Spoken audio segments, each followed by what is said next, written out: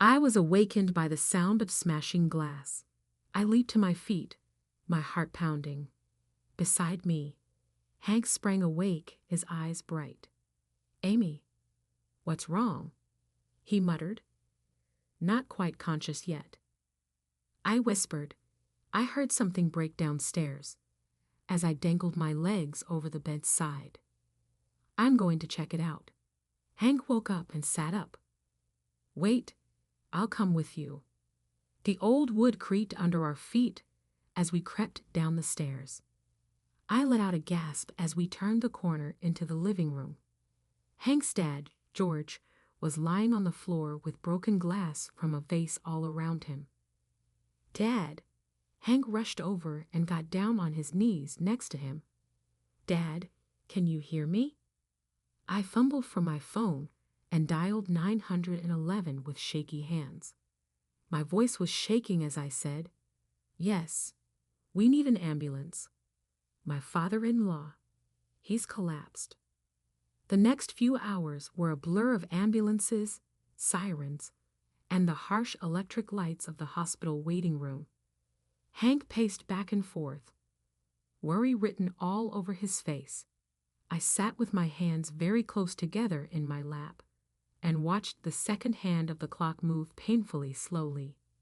Finally, a doctor walked out, his face pale. He looked at Hank and asked, "Mr. Thompson?"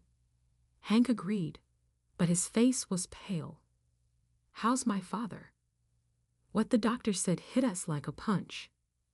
"I'm sorry, but your dad didn't make it. He had a very bad heart attack. We did everything we could." I got up and put my arms around Hank, who was moving around. "No," he said carefully. "No, this can't be happening." The drive home was quiet, and the sadness of our loss was heavy in the air. I could see Edna, Hank's mother, and Lila, his younger sister, in the doorway as we pulled into the driveway. She ran up to us as we got out of the car, tears running down her face. She asked, "Is it true? Is George really?" Hank could only nod and not speak. Edna let out a terrible wail and fell against him. Lila stood still on the steps, her eyes wide with shock. As we went inside, I couldn't help but notice how bad the house looked. Laundry was a mess in the sink, and clothes were all over the living room. Even before this terrible event, it was clear that Edna was having a hard time keeping up with everything. "What are we going to do?" Lila asked with a scared small voice. "Dad took care of all the money. We have no idea how to begin." When I looked at Hank, I saw the same understanding dawn in his eyes. We were the only ones who could help his family.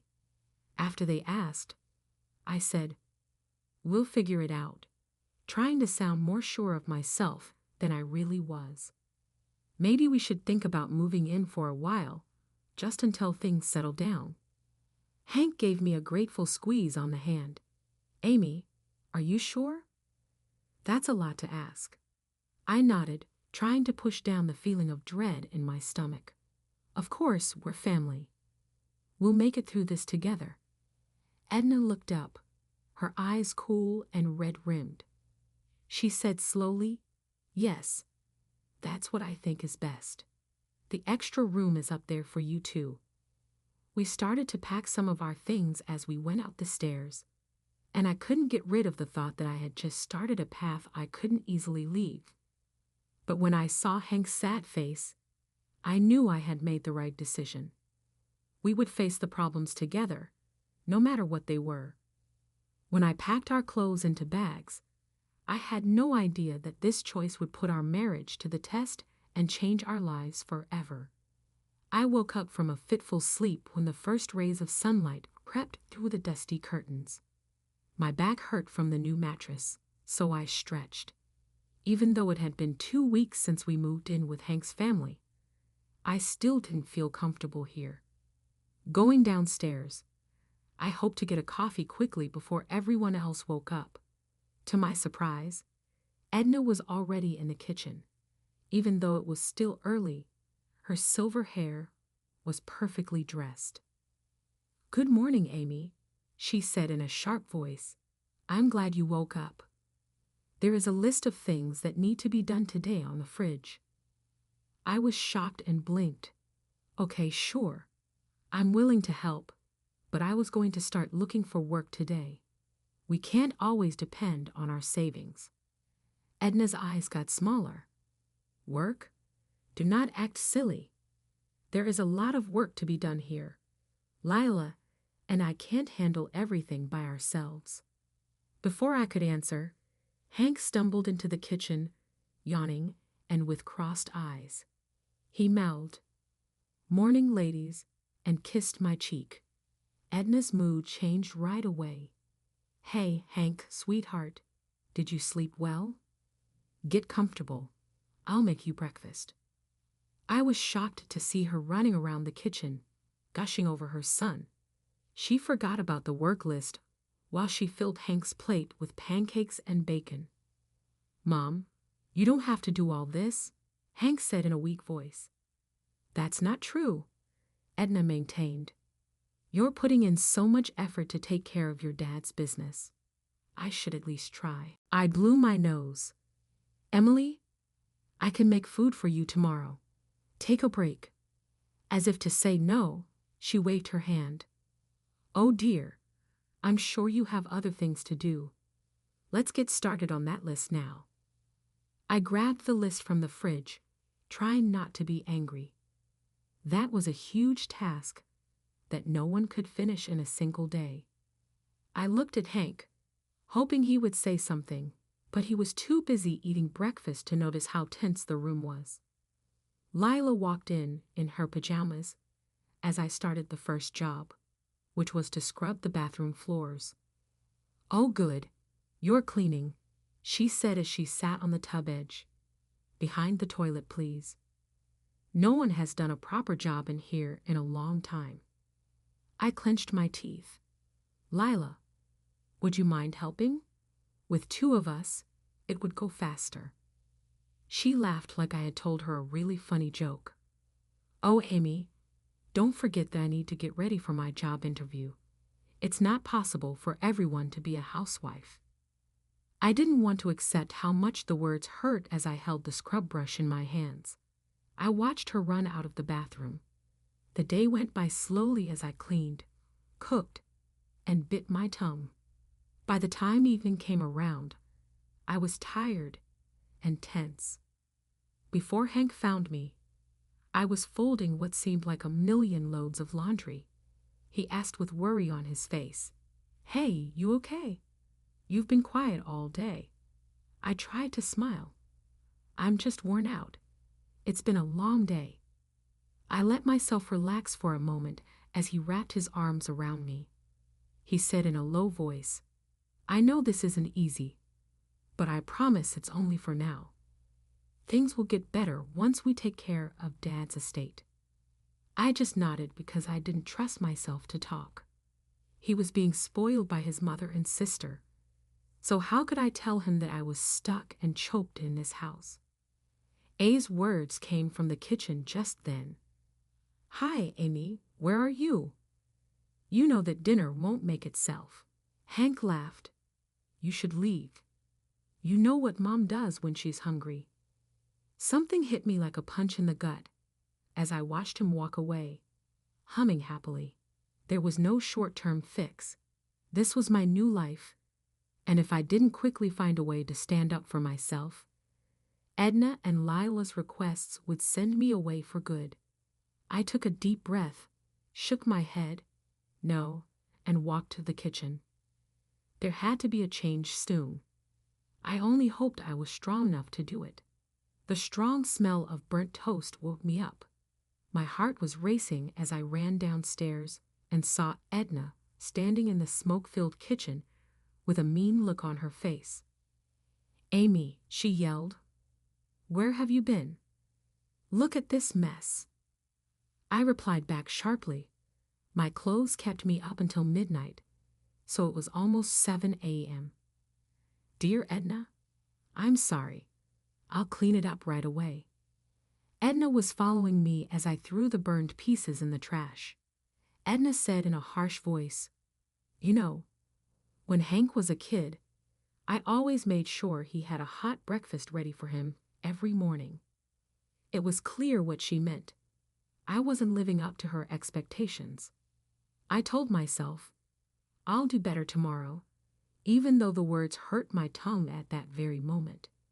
Hank stumbled into the kitchen while yawning. "Good morning, everyone. What are you having for breakfast?" he asked, not knowing. Edna's mood changed right away. "Oh my goodness." Amy burned the toast. "Could I make you some eggs?"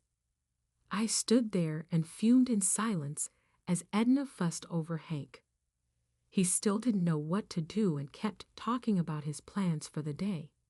Edna looked at me with cold eyes as Hank left for work. "Clean out the gutters. Lila is looking for a job, so you'll have to do it." I was shocked as I stared at her. "Edna, I'd never cleaned gutters before. It might be unsafe." She shook her head.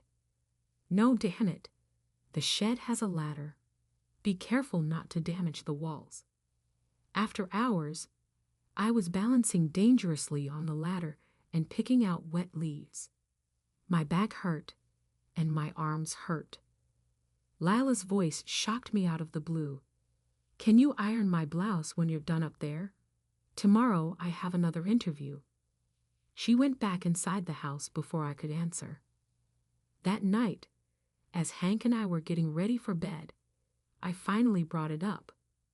"Honey, don't you think your mom and Lila are being a bit demanding?" Hank seemed shocked. "What do you mean?"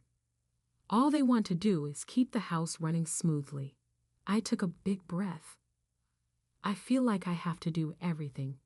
Your mom always tells me I'm wrong, and Lila treats me like her maid." He made a face. "All right, Amy. They are upset. We need to be patient with them." "But what about me?" I spoke out. "I'm trying my best, but nothing I do is ever good enough." Hank sighed and rubbed his forehead. "I know it's hard, but they're my family. Why don't you try to get along with them?" I felt like I was getting hit by his words. As I turned away, I blinked back tears. "Okay, Hank, no matter what you say." I woke up the next morning to find a note from Edna on the kitchen counter. It said, "Amy, we're having a memorial lunch for George this Saturday. You need to clean the whole house and make food for 30 people. This is the order." My heart was pounding as I looked at the long list. How was I going to get everything done in 3 days? Lyle walked in just as I was getting cleaning tools. "Great, you saw Mom's note. Don't forget to get my dry cleaning while you're at the store getting food." I felt like something inside me broke. "Sorry, Lila. I can't do everything. Why don't you help get things ready?" She looked at me like I had an extra head. "Me, Amy? I'm still sad, though. It's not fair to be so blunt." My hands were shaking with anger as I watched her run out of the room. I was awake that night, long after Hank had gone to sleep. I knew I needed to tell him how bad things were, but I couldn't stand the thought of making him choose between me and his family. I had a scary thought as I looked at the ceiling. If I didn't stand up for myself soon, I might lose myself in this house of constant demands and emotional manipulation. I chose tomorrow. I was going to look for a job tomorrow, before it was too late. It was time to get back some of our freedom. When I walked into Sweet Delight's bakery, the smell of freshly baked bread surrounded me. On my first day back at work, the smell of old friends made me smile for the first time in weeks. "Amy, welcome back." Marge, the owner, gave me a warm welcome. "We've missed you around here." Putting on my apron gave me a sense of purpose I hadn't had since I moved in with Hank's family. "Thank you, Marge. It feels good to be back." The stress that had been with me all the time slowly went away as I kneaded dough and decorated cakes. I wasn't just Hank's wife or Edna's daughter-in-law here. I was Amy, the skilled baker who could flick her wrist and make buttercream roses grow. That night, when I got home, the house was strangely quiet. She was in the living room with her lips pressed together in a thin line. She asked, "Where have you been?" The laundry's piled up, and we had to order takeout for dinner. I took a deep breath to get ready. "Edna, I went back to work at the bakery. I told you I was going to look for work." She narrowed her eyes. "Work? Who is going to clean the house? Lila and I can't handle everything by ourselves." I tried to keep my voice steady as I said, "I'm still happy to help out, but we need the extra income, and honestly, I need something for myself." Edna's face turned darker. "Okay, so you're putting your own wants ahead of what this family needs. That will make Hank very happy, I'm sure." Hank walked in before I could answer. He looked at us and asked, "What?" Edna's mood changed right away. "Oh, Hank, sweetheart, Amy has chosen to leave us and go back to work. Can you believe it?" Hank wrinkled his face. "Is that true, Amy?" I had a brief moment of hope he might now understand how ridiculous his mother was being. "Yes, I went back to work at the bakery today. It looked like it would be good for our money." To my disappointment, Hank's frown got worse. "But who is going to handle this, Amy? Mom and Lila need your help. You already know that." It broke my heart. "Hank, I can still help for now. It's only part-time." He turned his head away. "I'm not sure. It might not be the right time. Now, our attention should be on our family right now." I couldn't believe it when he walked away, ending the talk for good. Before following him, Edna gave me a happy look. For the next few weeks, I worked at the bakery early in the morning and did chores late at night. Edna and Lila's demands seemed to keep rising, and Hank didn't seem to notice that I was getting more and more tired. As I cleaned the kitchen floor one night, I heard a talk that made my blood run cold. "I don't understand why Hank married her," Edna said in the living room. "She's so selfish, putting her silly job before family." Lila said, "Yes, Mom. Did you see how badly she did the laundry yesterday? My favorite blouse is messed up. We need to do something." Edna said with a strong, low voice, "Please help Hank. He should get more than this." My heart was beating fast as I sat back on my heels. They were making plans to hurt me. And Hank, would he believe them instead of me? At that very moment, Marge sent me a text message. "Amy, I need you to open the bakery tomorrow. Early delivery is on the way. Could you be here by 4:00 a.m.? I looked at the message with tears in my eyes. If I got home early, I wouldn't have time to make Hank breakfast. If Edna knew that, she would use it against me. But I would be letting Marge down and might even risk losing my job if I didn't go. I knew I was at a crossroads. As I stood there with my mop in my hand, I thought, if I keep trying to please everyone, I'll lose myself over time. Or I could stand up for myself and fight for my happiness. I typed a message to Marge while shaking my hands. "I'll be there." I took a big breath and turned around to face Edna and Lila in the living room. It was time to make some rules. I jumped awake when the alarm went off at 3:30 a.m. No matter what, I got out of bed quietly, so as not to wake Hank up, and crept downstairs. The kitchen light turned on as I reached for my keys. "Where do you think you're going?" Her voice was as cold as ice. "I got ready for work, Edna. I told you I have an early shift today." She narrowed her eyes. "I see. You're leaving your family again. Hank is going to be so upset." I replied sharply, and then left. As I drove to the bakery, her words kept playing over and over in my mind. After hours of work, I got home to a mess and was covered in flour. Hank looked very upset as he paced around the living room. "Where have you been, Amy?" "I've called for hours." Edna whooped in before I could get my point across. "Hank, I told you. She doesn't care about us anymore. Going on a trip while we're having a problem." My heart stopped. "What? What's going on?" Hank combed his hair with his hand. "This is Lila. She's in the hospital this morning. She fell down the stairs." I felt guilty. I said in a whisper, "If I'd been here, I'm so sorry. Is she okay?" Edna said, "No, thanks to you. If you'd been here to help her down the stairs like you're supposed to, this never would have happened."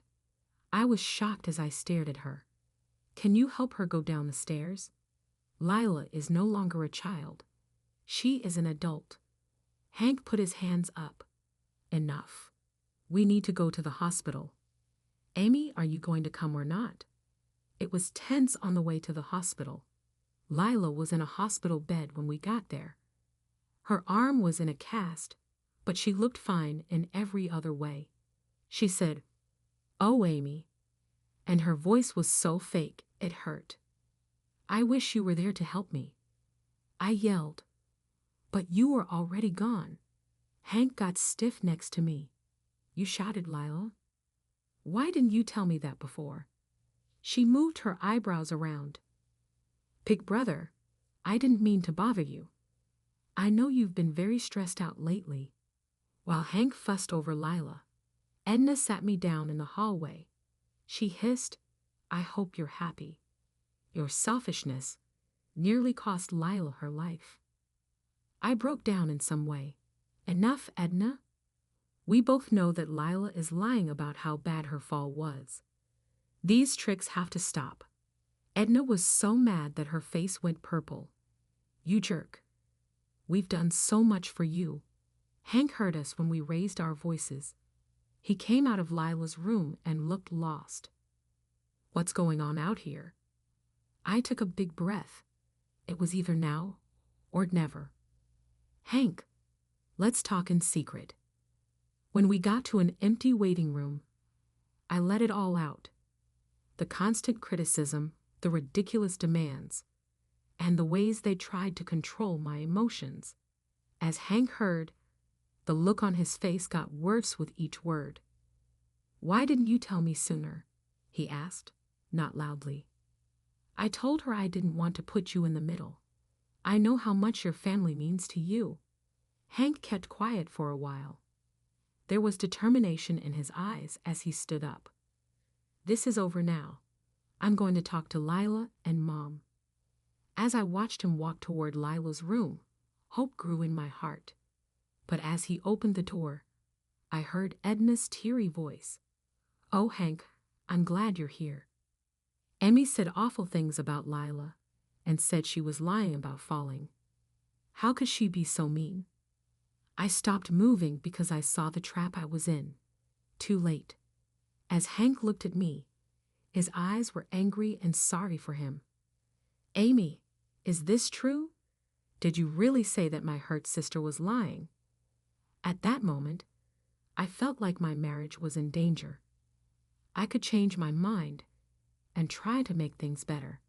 Or I could stand my ground and fight for what's right, even if it meant losing everything. I made my choice after taking a deep breath. "Yes, Hank, I did. I'll explain why." Hank looked right into my eyes. As I stood in the hospital hallway, my heart racing. Now was the moment of truth, and I knew I couldn't go back. "Hank," I said, my voice surprisingly steady, "I need you to really hear me. We can't stand what's been going on in that house. It's breaking us apart." Even though he wrinkled his face, he gave me the go-ahead to continue. I took a deep breath and told him everything. How they were always criticizing me, making ridiculous demands, and using my feelings against me. With each word, I saw Hank's eyes slowly change from being confused to being shocked, and then to being angry. That's not possible," he said in a hard voice. "Mom and Lila wouldn't do that." Edna's high-pitched voice suddenly broke through the noise. "Hank, hurry up! Lila is in shock." We rushed back to Lila's room, where she was lying with her hands on her side in a dramatic way. "Oh, Amy," she sobbed, "I wish you'd been here this morning to help me. The doctor says I may be bleeding inside. My face is losing blood. Lila had never been this bad before." "That's not true," I told her strongly. "I just talked to the doctor. He told me you had a small sprain." His face showed that he was confused and hurt, as his head whipped back and forth between us. Edna took the chance, and her voice was poisonous. "Amy, are you saying that my daughter is lying? You jerk." It felt like the room was closing in on me. Hank was split between his duty to his family and his faith in me, and I could see his resolve wavering. I knew I had to make a decision right then. Stay and fight a war I was losing, or leave to keep my sanity. I told myself, I can't do this anymore, but no one else heard me say it. Again, louder, I'm leaving. The room went quiet. Hank reached out to grab me, his eyes wide with fear. "Amy, wait." But I was already moving. My feet took me from the room to the hallway, and then out of the hospital. As I rushed through the doors, the cool night air hit my face. I took several deep breaths. There was a lot on my mind as I drove home. What did I do? Where should I go? The house lights were on when I pulled into the driveway. Edna had called ahead of time. I got ready and walked inside. She was there, and her arm had magically healed enough for her to fold laundry in the kitchen. Edna stood with a smug smile on her face. "Well, well," she said. "Look who dropped by to say hello." I didn't pay attention to her and went straight to the steps. I began putting clothes into a bag in our bedroom while my hands were shaking. "Amy?" The hallway was where Hank's voice came from. "What do you have planned?" I turned around to face him, with tears running down my cheeks. "Sorry, Hank. I can't keep living this way. I love you, but I have to leave this house right now." His face got squished. "Please, Amy, we can figure this out. I promise I'll talk to Lila and Mom." But I could tell he wasn't sure. He still didn't believe me. He still couldn't see what was really going on with his family. As I closed my bag, I said, "I need some time. I'll be with my sister. You can find me when you're ready to really listen to me and find out what's been going on." With my bag in hand, I walked down the stairs. Edna and Lila watched with happy faces that matched mine. However, I kept my head up and wouldn't let them enjoy seeing me break. I stopped at the front door and looked back at Hank at the top of the stairs. He stood still, not sure whether to follow me or stay with his family. A soft voice said, "I love you, but I love myself too. And I won't let anyone hurt that, not even for you." After hearing those words, I left the house that had become my jail and went into the night. As I drove away, I was scared and excited at the same time. I didn't know what would happen, but I felt like I could breathe again for the first time in months. Hank now had the ball in his court. Would he finally understand the truth, or had I lost everything I cared about? It had been 3 days since I left Hank and his family. I was in the guest room of my sister's house, looking at my phone, which was silent. I wanted it to ring. It hurt so much to wait, but I knew I had to stand my ground. I jumped when someone knocked on the door. Sarah, my sister, stuck her head in. "Amy, someone is here to see you." My heart jumped. Could it be Hank? I ran downstairs with hope in my heart, but by the time I got to the living room, that hope had died as Edna stood there with a worried look on her face. "Oh, we've been so worried about you." My body felt stiff. "Edna, why are you back here?" She took a step toward me and spoke softly. "Dear, I've come to take you home. Hank is so sad that he can't stand it. You're needed by him." I wasn't sure for a moment, because the thought of Hank being in pain was almost too much to bear. But then I saw the wink in Edna's eyes, which was barely hidden. I told her, "No, I'm not going anywhere." Edna's front cracked. "Listen up, you little ungrateful." Something broke the tension as Sarah stepped in front of the door with her arms crossed, glaring at Edna. Edna's smile came back, and it was so sweet it hurt. "Not at all. I was just leaving," she said. She looked at me. "Amy, think about what you're getting rid of. Hank isn't going to wait forever." As soon as the door shut behind her, I fell to the couch and started shaking. Sarah sat down next to me and put her arm around my shoulders. She said in a low voice, "You did the right thing. Don't give up." The next morning, as I tried to fall asleep, my phone rang. It was Hank's text message. "May I talk to you?"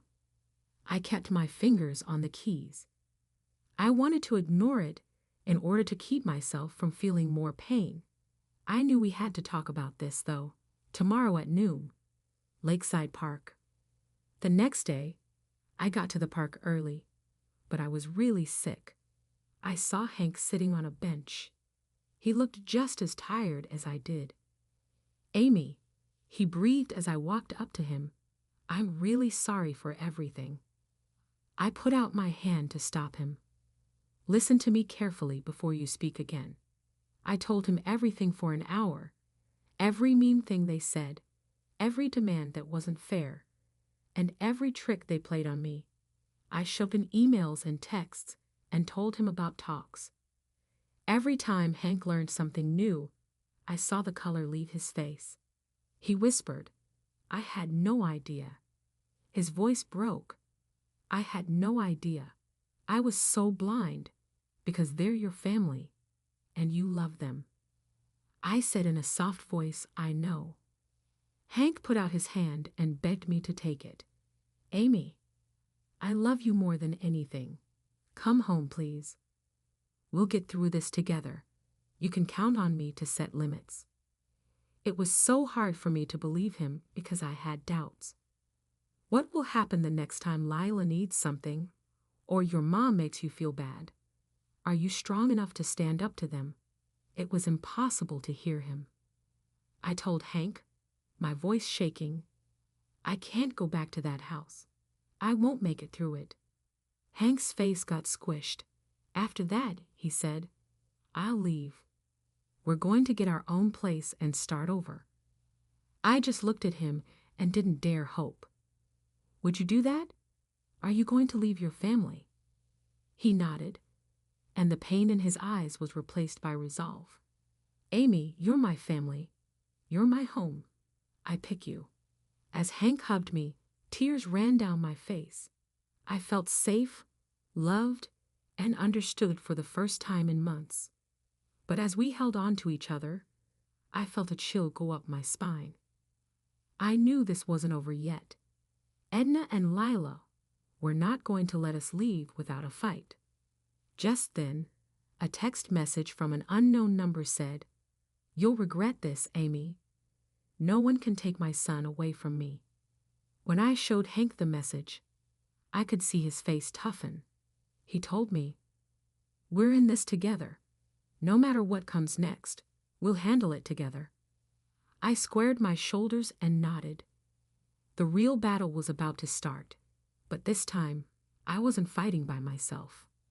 My hands were shaking as we stood on the front stairs of the house where Hank was raised. We came here to gather our belongings and make one last stand against the deceptions of Edna and Lila. When Hank rang the doorbell, there was tension in the air. Edna responded, but there was worry on her face. "Oh, I'm happy you made it home, Hank. We were quite afraid." Her eyes narrowed at the sight of me.